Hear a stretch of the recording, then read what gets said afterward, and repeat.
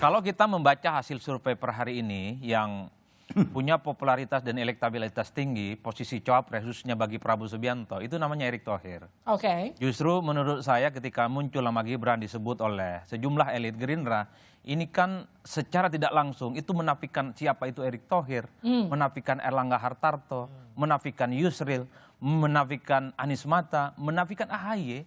Padahal mereka itu adalah ketua umum partai, elit-elit yang saya kira portofolio politiknya mentereng. Oke. Dengan Gibran, pasaran cawapres di Prabowo Subianto itu hilang semuanya. Hanya Gibran yang prioritas, itu yang pertama. Yang kedua, saya selalu mengatakan, ada keinginan memang seakan-akan untuk mendapatkan dukungan Jokowi secara total. Kuncinya satu, menjadikan Gibran sebagai pendamping Prabowo Subianto di 2024. Ingat, pemilih Jokowi tidak otomatis akan menjadikan Gibran dan Prabowo sebagai pilihan politiknya. Karena tidak semua pendukung Jokowi ada di barisan Prabowo Subianto. Oke. Pendukung Jokowi itu ada PDIP namanya. Kalau betul Gibran ada di Prabowo itu nggak mungkin pemilih PDIP akan ke Prabowo. Di situ juga ada Nasdem dan PKB. Hakul yakin tidak mungkin akan mendukung Prabowo. Ya, tapi kalau Gibran dan seterusnya.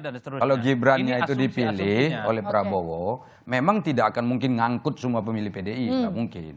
Tapi sebagian dari pendukung yang ada di PDIP yang selama ini juga adalah pendukungnya Jokowi itu bisa jadi pindah. Nah, sementara pendukungnya Prabowo tetap solid. Oke.